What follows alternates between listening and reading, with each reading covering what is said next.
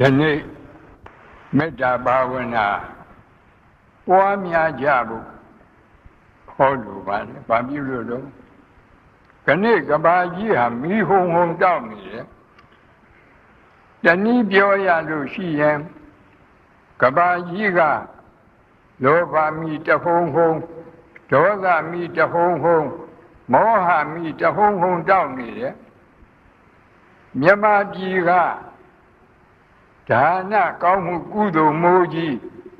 သီလကောင်းမှုကုသိုလ်မိုးကြီးဘာဝနာကောင်းမှုကုသိုလ်မိုးကြီး၃မျိုးတစ်ဖြိုးဖြိုးရွာသွန်းလျက်ရှိပါတယ်ဒီအချက်ကိုကမ္ဘာအခြေအနေနဲ့မြမအခြေအနေကိုကြည့်ရင်ပို့ပြီးတော့ယခုရှိဝေမိတဲ့ပြိဿသိပါတယ်ကမ္ဘာအခြေအနေကြည့်ရင်ကြောက်เสียကောင်းလိုက်တာလူပေါင်း9000လောက်ဒုက္ခရောက်တာတွေအများကြီးသတင်းစာတွေကြည့်ရင်ဘုန်းကြီးများဒီကမ္ဘာကြီးမှာဒေါဘမီဟုံဟုံဒေါသမီဟုံဟုံမောဟမီဟုံဟုံတောက်နေတဲ့အကြောင်းကြောင့်ယခုလိုသတ္ထန္တရကဒုဗ္ဗေခန္တရကရောဂန္တရကတွေကြောက်ခမန်းလေးလေးဆက်ရောက်နေတာပဲလို့ဓမ္မသံဝေကရယူရပါတယ်မိမိတို့အမိမြန်မာပြည်အတွက်ကြည့်လိုက်ရင်နေရာတိုင်းမြို့တိုင်းမှာဒါနကောင်းမှုကုသိုလ်မိုးကြီးသီလကောင်းမှုကုသိုလ်မိုးကြီးဘာဝနာကောင်းမှုကုသိုလ်မိုးကြီးတစ်ဖြိုးဖြိုးရွာသွန်းနေတဲ့အတွက်သတ္ထန္တရရောဂန္တရဒုဗ္ဗေခန္တရကဒီဟုသောက၃ပါးကင်းဝေးလွတ်မြောက်ပြီးတော့နေတယ်ဆိုတာဓမ္မသဘောနဲ့အင်မတန်ထင်ရှားပါတယ်ဒါလိုဖြစ်ရတာဘာပြုလို့တုံးဆိုတော့ဗမာပြည်ကပုဂ္ဂိုလ်တွေဟာအ ਨੇ ဆုံးနေ့စဉ်ဖရာအပန်းထူတယ်ရှင်မီထူတယ်ရေချမ်းထူတယ်တခါတတ္တဝါတွေကိုတတ်နိုင်သလောက်မိမိတို့တတ်သလောက်သိသလောက်မေတ္တာပို့တယ်လှူတာကဒါနမေတ္တာပို့တာကဘာဝနာ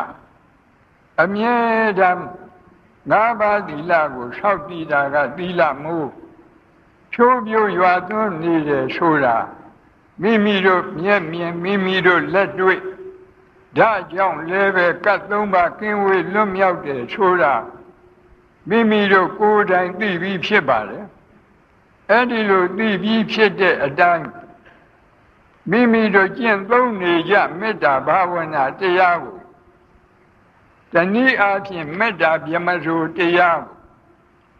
ယခုအယက်မျက်နှာအလိုက်ဆယ်မျက်နှာချပြီးတော့မေတ္တာဘာဝနာတရားကိုပွားများကြရအောင်ဒါဟာတရားကိုကိုယ်တိုင်ကျင့်သုံးပြီးတော့နာတဲ့နည်းပါစက္ခုံတရေမြတ်စွာကိုချထားမိမိတို့ဆိုတဲ့မေတ္တာဖို့စကားထဲမှာစိတ်ကိုစူးစိုက်ထား၍အားလုံးလိုက်ပြီးဆိုကြပါမေတ္တာပွားရအောင်အရှိအယမျက်နှာ၌အနန္တသတ္တဝါအနန္တစัจ java လာအနန္တသတ္တဝါတို့ဘေးရန်ခတ်သိငြိမ်းကြပါစေဒေါသခတ်သိငြိမ်းကြပါစေရှင်ရဲ့ခတ်သိငြိမ်းကြပါစေနှလုံးစိမ်ဝမ်းအေးချမ်းကြပါစေအနောက်အရပ်၌ရှိသောအနန္တစัจ java လာအနန္တသတ္တဝါတို့ဘေးရန်ခတ်သိငြိမ်းကြပါစေဒေါသခတ်သိငြိမ်းကြပါစေ ရှင်ရဲ့ခတ်သိမ်းငြိမ်းကြပါစေနှလုံးစိတ်ဝမ်းအေးချမ်းကြပါစေမြောက်အရ၌ရှိသောအနန္တစัจ java လာအနန္တတတ္တဝါတို့ဘေးရန်ခတ်သိမ်းငြိမ်းကြပါစေဒေါသခတ်သိမ်းငြိမ်းကြပါစေရှင်ရဲ့ခတ်သိမ်းငြိမ်းကြပါစေနှလုံးစိတ်ဝမ်းအေးချမ်းကြပါစေတောင်းအရ၌ရှိသောအနန္တစัจ java လာအနန္တတတ္တဝါတို့ဘေးရန်ခတ်သိမ်းငြိမ်းကြပါစေဒေါသခတ်သိမ်းငြိမ်းကြပါစေရှင်ရဲ့ခတ်သိမ်းငြိမ်းကြပါစေနှလုံးစိတ်ဝမ်းအေးချမ်းကြပါစေအရှိတောင်တောင်အရ၌ရှိသောအနန္တစัจ java လာအနန္တတတ္တဝါတို့ဘေးရန်ခတ်သိမ်းငြိမ်းကြပါစေဒေါသခတ်သိမ်းငြိမ်းကြပါစေရှင်ရဲ့ခတ်သိမ်းငြိမ်းကြပါစေနှလုံးစိတ်ဝမ်းအေးချမ်းကြပါစေ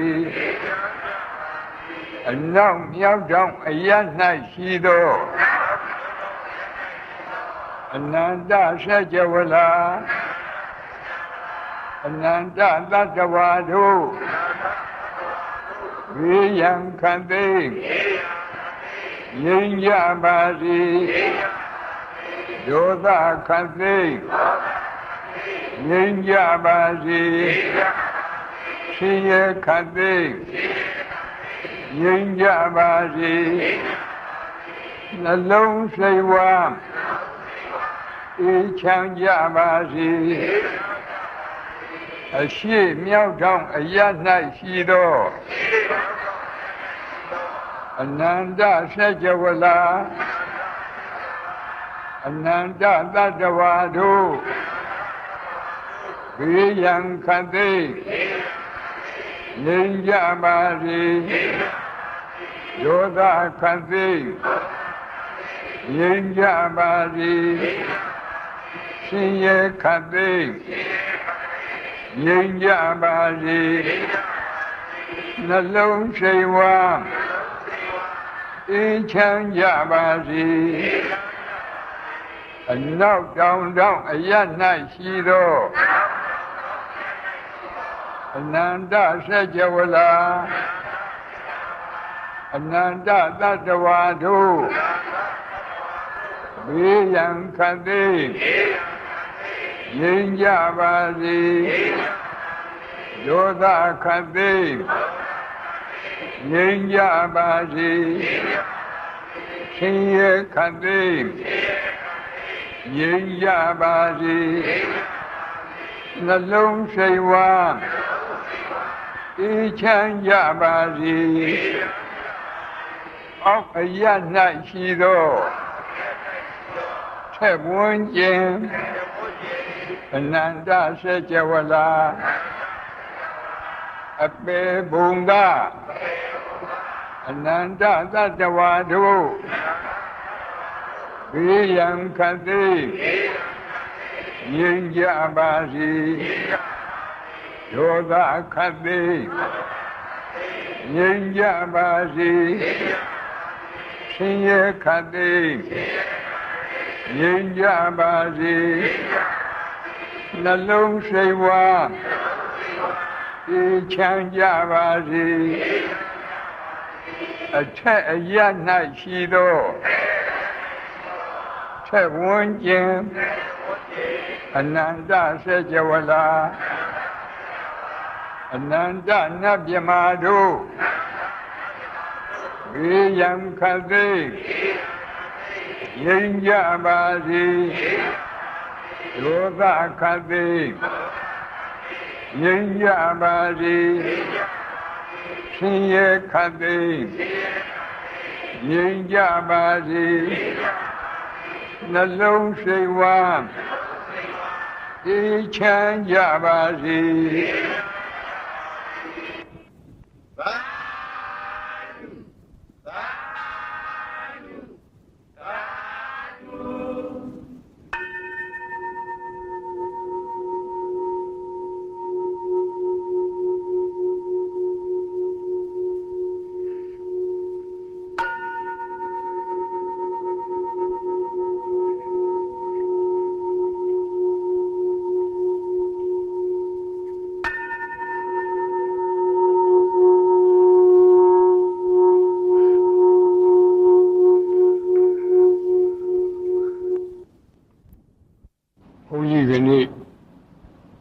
ဒီမှာမေတ္တာဘာဝနာပွားများပုံဟောပြပါမယ်။တနည်းကပဋိသင်္ပိဓာမေပါဠိတော်မှာလာတဲ့ဓိတာဖရဏမေတ္တာလို့ခေါ်တဲ့အယတ်ဆေမျက်နှာဖြန့်ဝေတဲ့မေတ္တာဖြစ်ပါတယ်။တနည်းကမေတ္တာသုတ်ပရိက္မှာလာတဲ့မေတ္တာဘာဝနာ7 နည်းဖြစ်ပါတယ်မေတ္တာပွားပုံဟောပေးပါဘာဖြစ်လို့မေတ္တာဘာဝနာပွားပုံကိုဟောပေးရတော့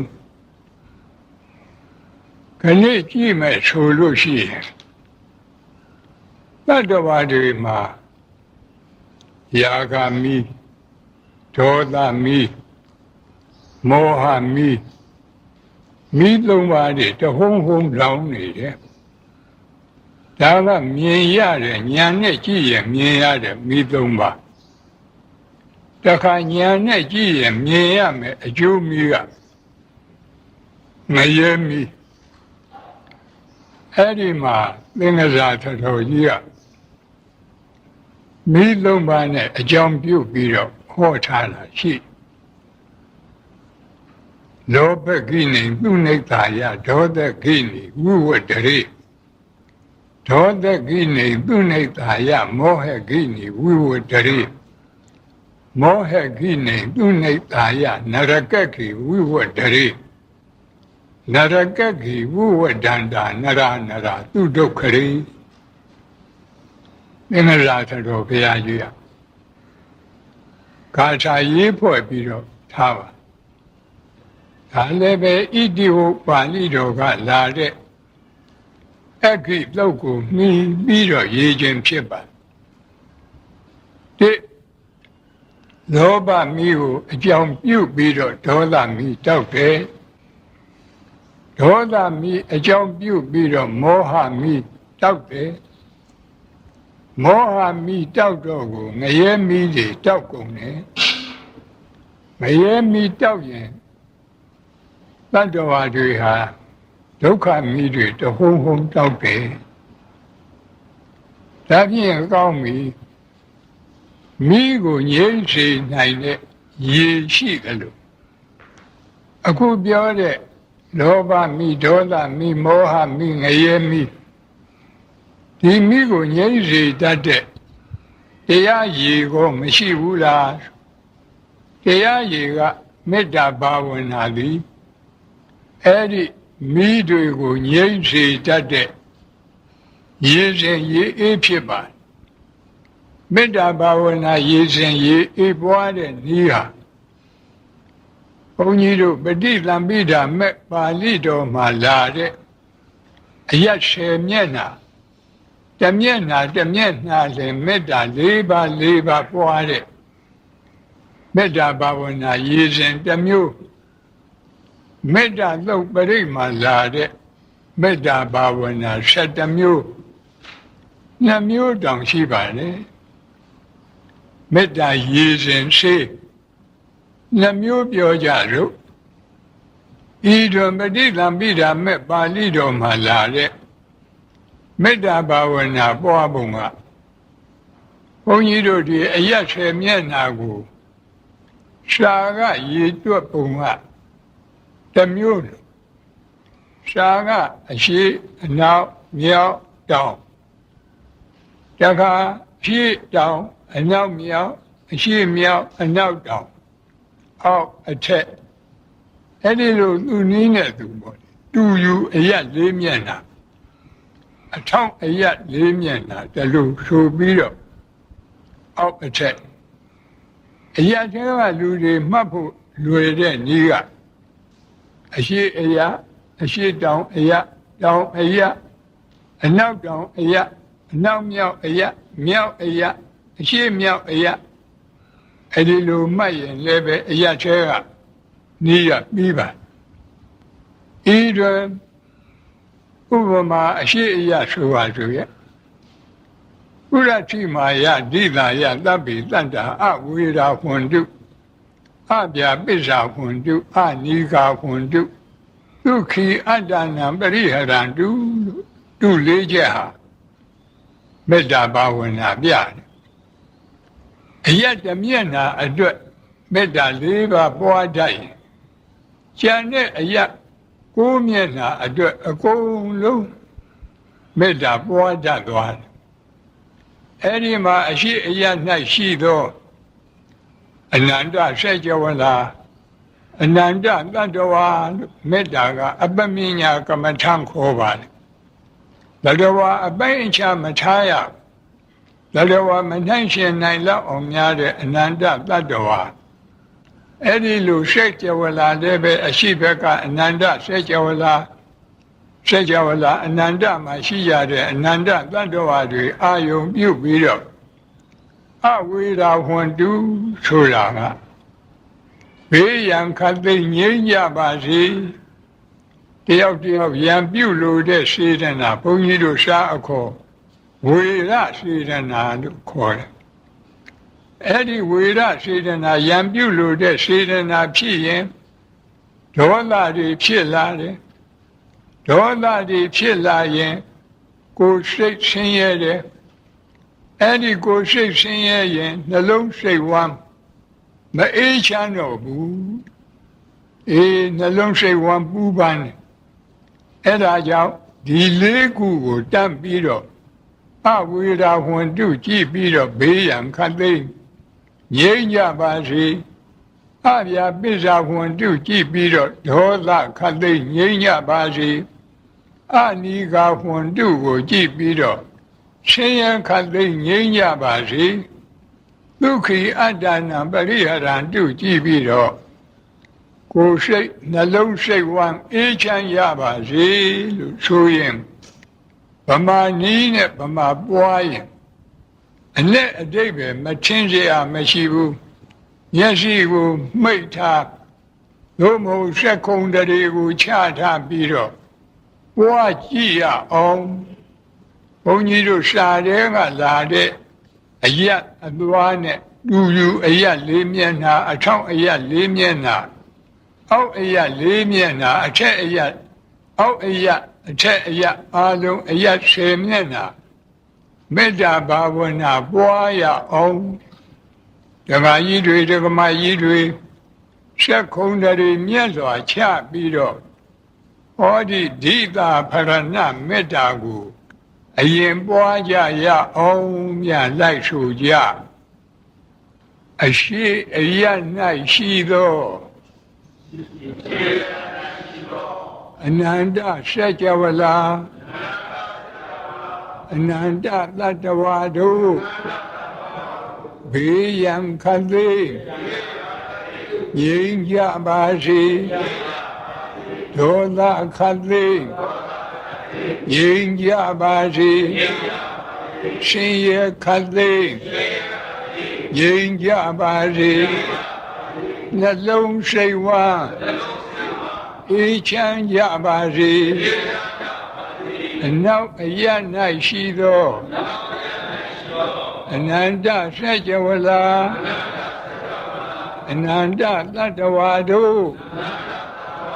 ဝေယံခသိငြိမ်းကြပါစေဒေါသခသိငြိမ်းကြပါစေရှင်ရခသိငြိမ်းကြပါစေနှလုံးစိတ်ဝါအေးချမ်းကြပါစေမြောက်အရ၌ရှိသောအနန္တစัจ java လာအနန္တသတ္တဝါတို့ဝေယံခသိငြိမ်းကြပါစေဒေါသခသိငြိမ်းကြပါစေ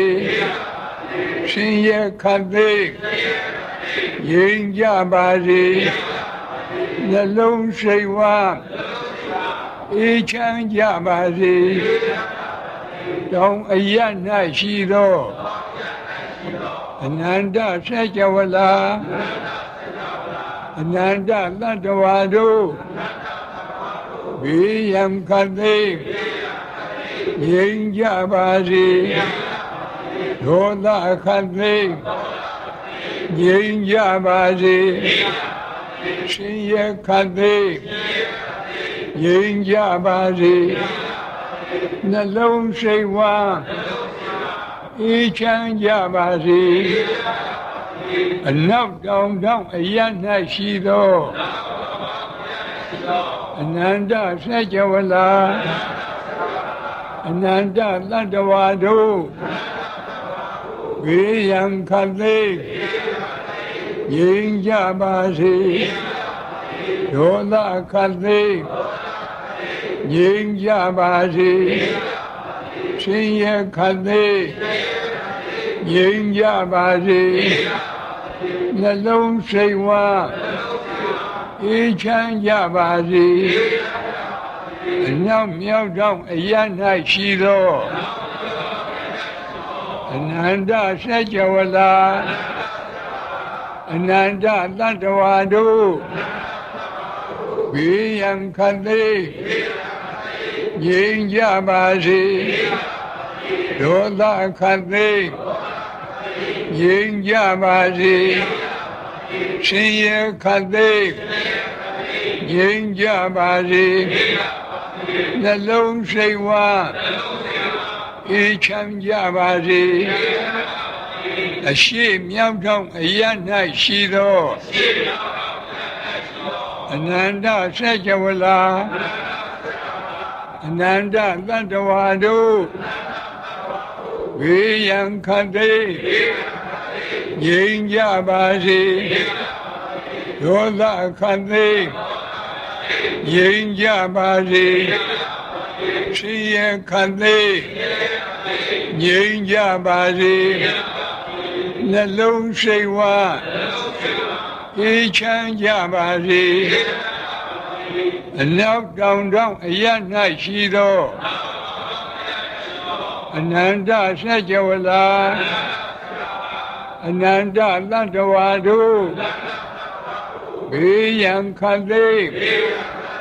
ငြိမ်းကြပါစေဒေါသခသိငြိမ်းကြပါစေရှင်ရခသိငြိမ်းကြပါစေနှလုံးစိတ်ဝါအေးချမ်းကြပါစေအောက်အရ၌ရှိသောထက်ဝန်းကျင်အနန္တစัจ java လာအပေဘုံသာအနန္တသတ္တဝါတို့ဝေယံခသိငြိမ်းကြပါစေဒေါသခသိငြိမ်းကြပါစေရှင်ရခသိငြိမ်းကြပါစေနှလုံးစိတ်ဝါအေးချမ်းကြပါစေအထက်အရ၌ရှိသောထက်ဝန်းကျင်အနန္တစัจ java လာအနန္တနတ်မြတ်မာတို့ဘေးရန်ခသိငြိမ်းကြပါစေ ဒေါသခတ်သိငြိမ်းကြပါစေရှင်ရဲခတ်သိငြိမ်းကြပါစေနှလုံးစိတ်ဝမ်းအေးချမ်းကြပါစေဟောတာပဋိသင်္ပိဒမဲ့ပါဠိတော်ကလာတဲ့ဓိတာဖရဏမေတ္တာလို့ခေါ်တဲ့အယတ်ဆေမျက်နှာအာယုံပြုပြီးတော့ဖြန့်ဝေတဲ့မေတ္တာဒီအယတ်ဆေမျက်နှာထားပုံကခုပြောသလိုပဲစာထဲကထားတာကအရှိအနောက်မြောက်တောင်ဒီအစဉ်အတိုင်းအရှိတောင်တောင်အနောက်မြောက်တောင်အရှိမြောက်တောင်အနောက်တောင်တောင်ဒါလိုရှင်းပါတယ်မိမိတို့လွယ်လွယ်ရှင်းရင်တော့အရှိကနေပြီးတော့အရှိတောင်ကနေတောင်ကနေပြီးတော့အနောက်တောင်ကနေပြီးအနောက်ကနေပြီးအနောက်မြောက်ကနေပြီးမြောက်အနောက်မြောက်ကပြီးတော့အရှိမြောက်ပြီးတော့အရှိလို့အဲ့ဒီလို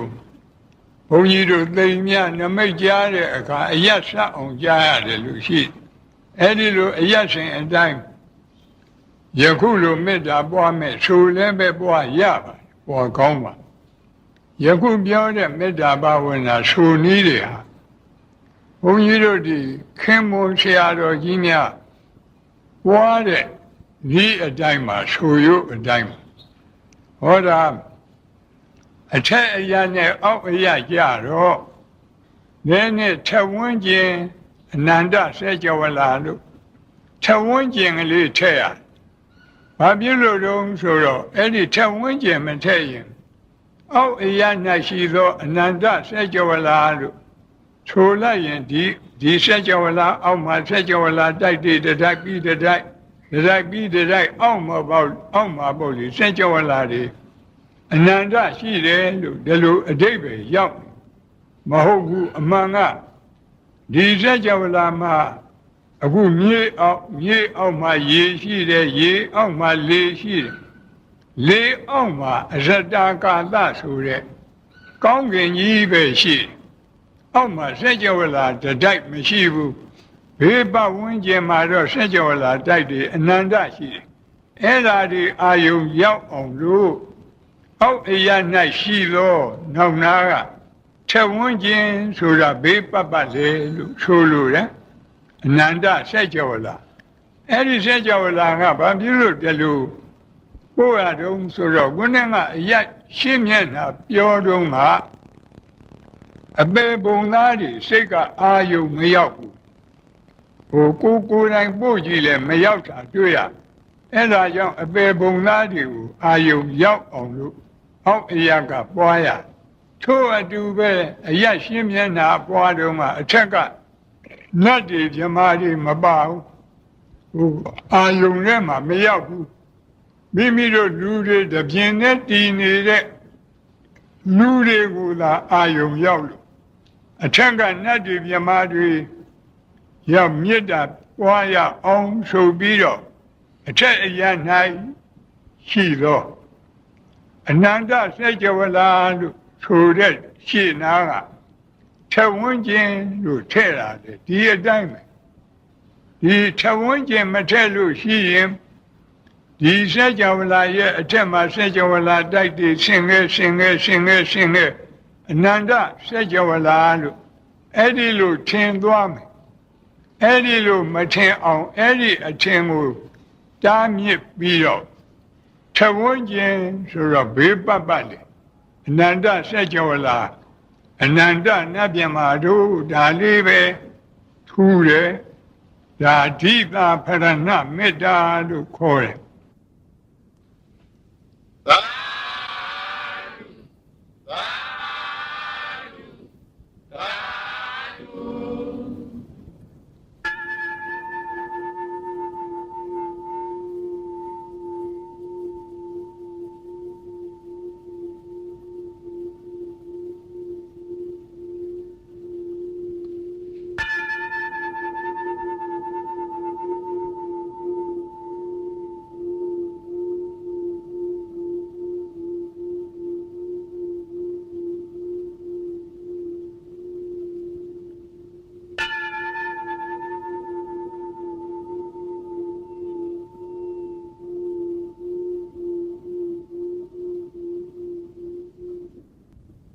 ုန်းကြီးကနေ့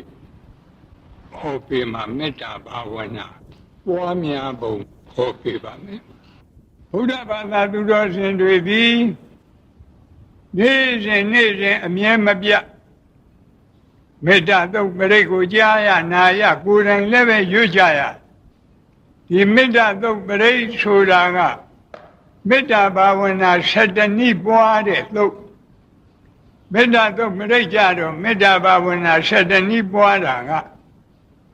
ရှေးဥစွာဒုက္ခိနောဝခေမိနောဟွန္တုသဗ္ဗတတ္တဘဝန္တုဒုက္ခိတတ္တသဗ္ဗတတ္တခသိန်းဥစ္စုံအလုံးစုံသောတတ္တဝါတို့သည်ဒုက္ခိနောဝကာယိကဒုက္ခနှင့်ပြည့်စုံကြကုန်သည်ဖြစ်၍၎င်းဒုက္ခိတတ္တစေတသိကဒုက္ခနှင့်ပြည့်စုံကြသည်ဖြစ်၍၎င်းခေမိနောဘေးရန်ဝိပအေးမြရကုန်သည်ဝန္တုဘဝန္တုဖြစ်ကြပါစေသတ္တဝါတွေကိုတခွန်းတည်းနဲ့ခြုံပြီးတော့ပို့တဲ့မေတ္တာဖြစ်လို့သူ့ကိုဘုန်းကြီးတို့စာအခေါ်သဗ္ဗသင်္ဃာဟကမေတ္တာလို့ခေါ်တယ်အဲဒီသဗ္ဗသင်္ဃာဟကမေတ္တာပို့ခြင်းရင်အားလုံးသတ္တဝါတွေစက္ကုံတရေမြတ်လွှာချပြီးတော့ရုံးစုံများစွာတတ္တဝါချမ်းသာကိုယ်စိတ်မြဲပါစေဥပယံဘေးကင်းစင်ဝေးငြိမ်းအေးကြပါစေအားလုံးသတ္တဝါတွေခြုံပြီးပို့တဲ့သဗ္ဗသင်္ဃာဟကမေတ္တာဒါကတနည်း၎င်းနောက်ယေကေရှိပါဏဗုဒ္ဓတိတသဝါသာဝရဝနဝသေတာအားလုံးကြားရတယ်အားလုံးရွတ်နဲ့ရွတ်ကြဘုန်းကြီးတို့ဒီပါဠိလိုတကယ်မေတ္တာပွားပြီးဆိုတော့ယေကေရှိပါဏဗုဒ္ဓတိတသဝါသာဝရဝအနဝသေတာသဗ္ဗတတ္တဘဝန္တုဒုက္ခိတတ္တအဲ့ဒီလိုပို့ရပါတယ်ဟိုးနောက်နာမှာသူရဲ့အဖြတ်တက်ကရှိပါတယ်အဲ့ဒါကိုဘုန်းကြီးတို့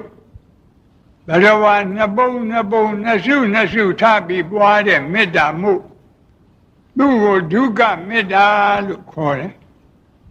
ဆိုကြပါစို့ဟင်းတစ်မျိုးတည်းစနေရတော့အာယုံကစိတ်မကျေနပ်ဘူး2 မျိုးလောက်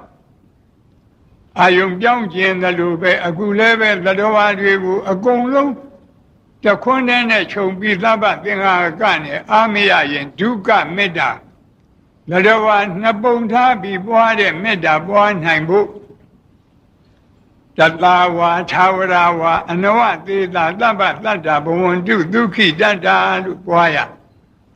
ဗမာလူပြောတော့တသဝါဆိုတာကြောက်တတ်တဲ့တတ္တဝါ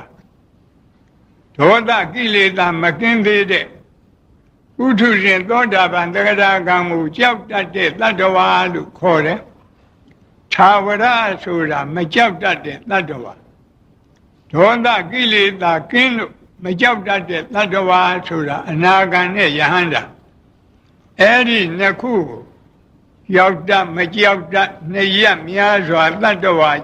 ချမ်းသာကိုယ်စိတ်မြဲပါစေဥပယံဘေးကင်းစင်ဝေးငြိမ်းအေးကြပါစေဒီလိုပွားရပါတန်ခါသူရဲ့တွဲပဲ့နောက်နာမှာဒိဋ္ဌဝါယေဝအဒိဋ္ဌာဗမာလူပြောရင်မိမိမျက်စိနဲ့မြင်အပ်တဲ့တတ္တဝါတွေဟောဒီဓမ္မယုံကြီးပေါ်မှာ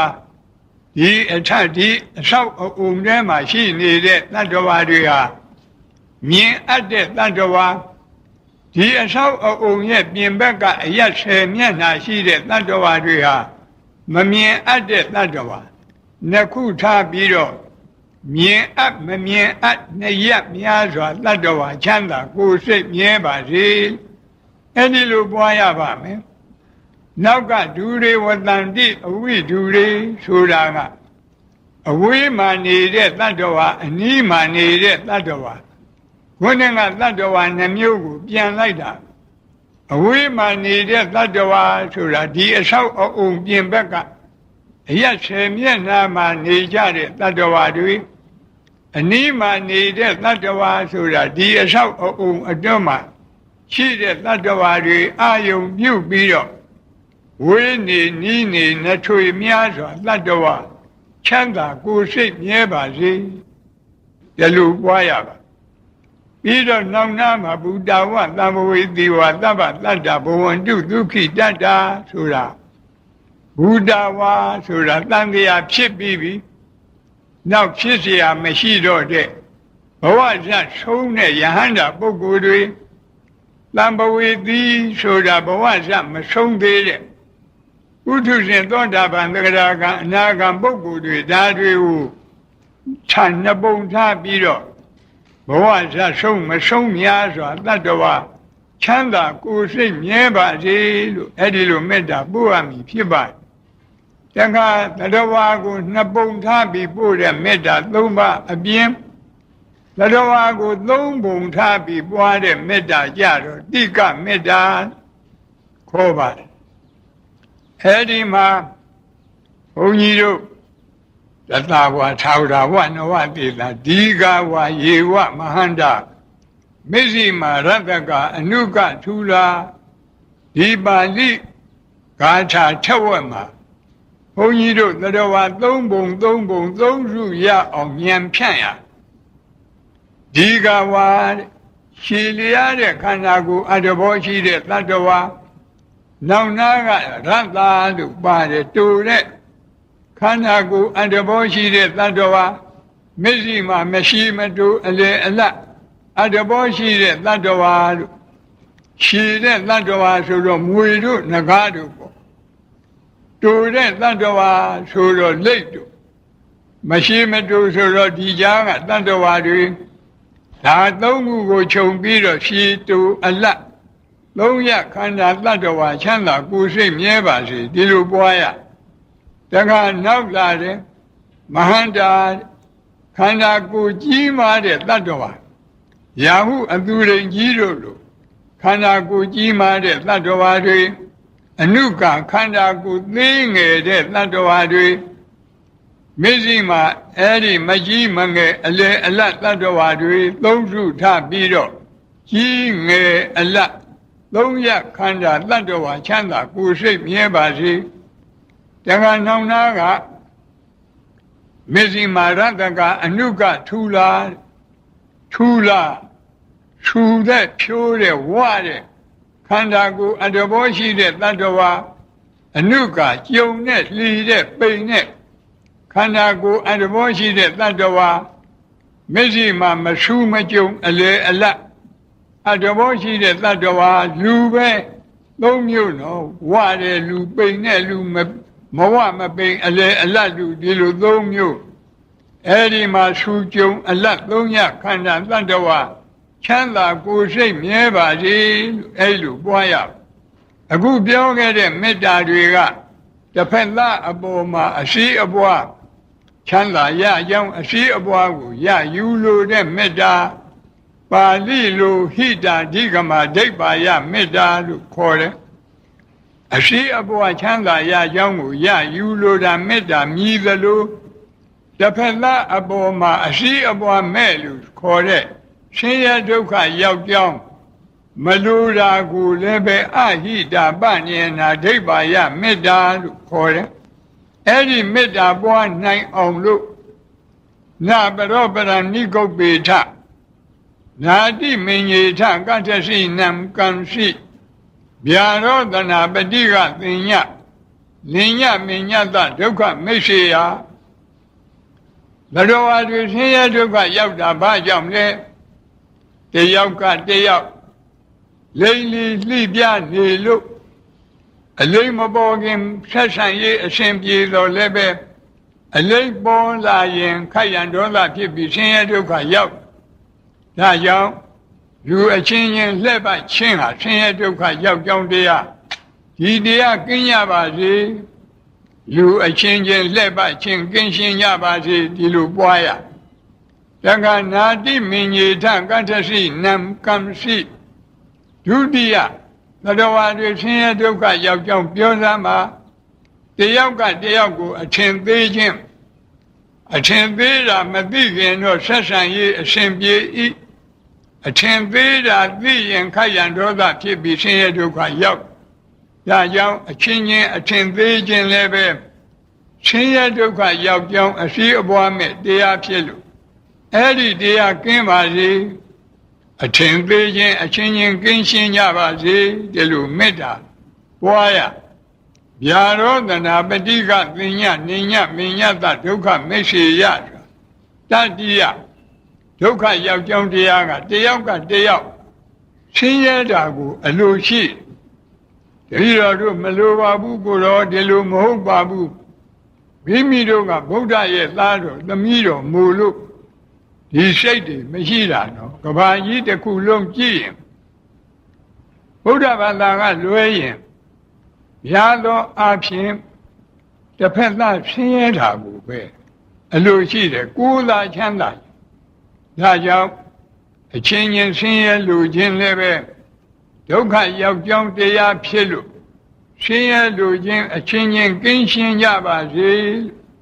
အဲ့ဒီလိုမေတ္တာပွားတာကိုအရှိအပွားမဲ့ပယ်ရှားလို့တဲ့မေတ္တာ၃ပါးလို့ခေါ်တယ်ယခုမေတ္တာဘာဝနာတဏီကိုနှခေါက်လက်တွေ့ပွားကြည့်ရအောင်ရသက္ကုံတရေမြတ်စွာဘုရားအားလုံးလိုက်ဆိုကြရဗျာလုံးစုံများစွာတတ္တဝါချမ်းသာကိုယ်စိတ်မြဲပါစေဥပယံပေကင်းစင်ဝေးရင်အေးကြပါစေလုံးစုံများစွာတတ္တဝါချမ်းသာကိုယ်စိတ်မြဲပါစေဥပယံပေကင်းစင်ဝေးရင်အေးကြပါစေကြောက်တမကြောက်တနေရများစွာတတ္တဝါချမ်းသာကိုယ်စိတ်မြဲပါစေဥပယံပေကင်းစင်ဝေးရင်အေးကြပါစေကြောက်တမကြောက်တနေရများစွာတတ္တဝါချမ်းသာကိုယ်စိတ်မြဲပါစေဥပယံပေကင်းစင်ဝေးရင်အေးကြပါစေမြင်အပ်မမြင်အပ်နေရများစွာတတ္တဝါချမ်းသာကိုယ်စိတ်မြဲပါစေဥပယံပေကင်းစင်ဝေးရင်အေးကြပါစေမြင်အပ်မမြင်အပ်နေရများစွာတတ္တဝါချမ်းသာကိုယ်စိတ်မြဲပါစေဥပယံပေကင်းစင်ဝေးရင်အေးကြပါစေဝေးနေနီးနေလက်ထွေများစွာတတ္တဝါချမ်းသာကိုယ်စိတ်မြဲပါစေဥပယံပေကင်းစင်ဝေးရင်အေးကြပါစေဝေးနေနီးနေလက်ထွေများစွာတတ္တဝါချမ်းသာကိုယ်စိတ်မြဲပါစေဥပယံပေကင်းစင်ဝေးရင်အေးကြပါစေဘဝဇာဆုံးမဆုံးများစွာတတ္တဝါချမ်းသာကိုယ်စိတ်မြဲပါစေဥပယံပေကင်းစင်ဝေးရင်အေးကြပါစေဘဝဇာဆုံးမဆုံးများစွာတတ္တဝါချမ်းသာကိုယ်စိတ်မြဲပါစေဥပယံပေက ကင်းစင်ဝေးငြိမ်းအေးကြပါစေရှိတိုးအလားသုံးရခန္ဓာသတ္တဝါချမ်းသာကိုယ်စိတ်မြဲပါစေဥပယံဘေကင်းစင်ဝေးငြိမ်းအေးကြပါစေရှိတိုးအလားသုံးရခန္ဓာသတ္တဝါချမ်းသာကိုယ်စိတ်မြဲပါစေဥပယံဘေကင်းစင်ဝေးငြိမ်းအေးကြပါစေကြီးငယ်အလတ်သုံးရခန္ဓာသတ္တဝါချမ်းသာကိုယ်စိတ်မြဲပါစေဥပယံဘေကင်းစင်ဝေးငြိမ်းအေးကြပါစေကြီးငယ်အလတ်သုံးရခန္ဓာသတ္တဝါချမ်းသာကိုယ်စိတ်မြဲပါစေဥပယံဘေကင်းစင်ဝေး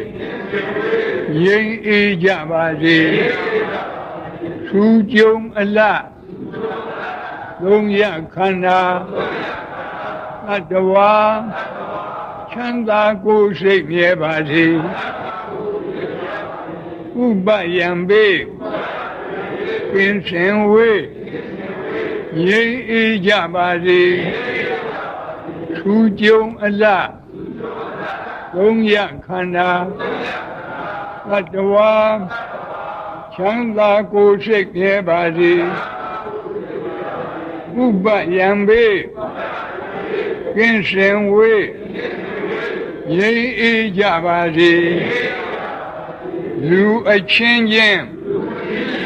လက်ပတ်ချင်းကင်းရှင်းကြပါစေလူအချင်းချင်းလက်ပတ်ချင်းကင်းရှင်းကြပါစေအထင်သေးခြင်း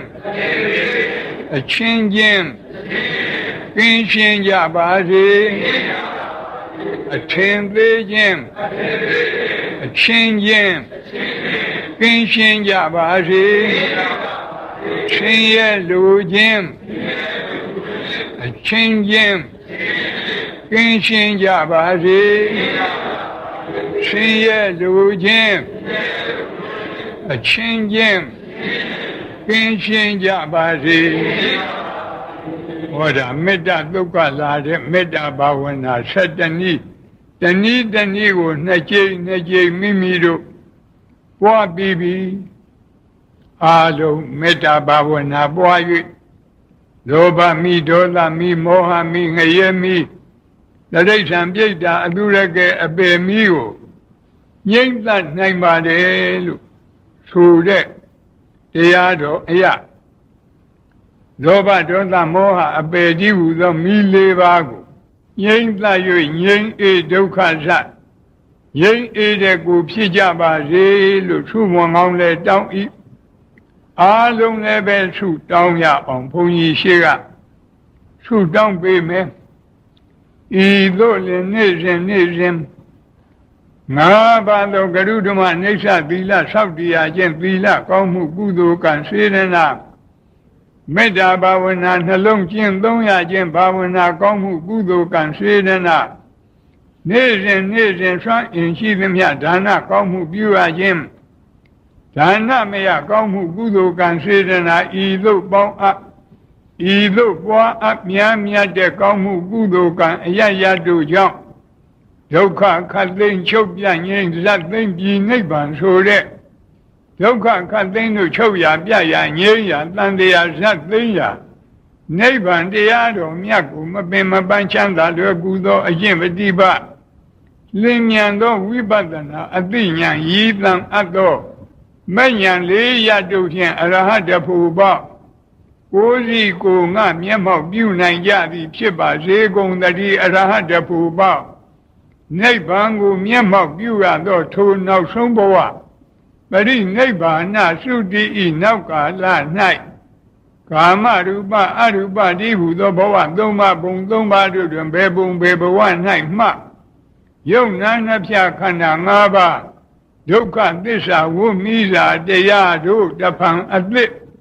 မဖြစ်ခြင်းတည်းဟုသောအနုပါဒနိရောဓအနုပါဒပရိနိဗ္ဗာန်ကိုစီစံရပါစေကုန်သတည်းအနုပါဒပရိနိဗ္ဗာန်ကိုစီစံရသဖြင့်ကာမဝေါကိလေသာဝေါဝိပါကဝေါတည်းဟုသောဝိဒုက္ခခတ်သိသန္တရာမိတောက်မိလျံကြီးအပြည့်တိုင်ငြိမ်ကြပါစေကုန်သတည်း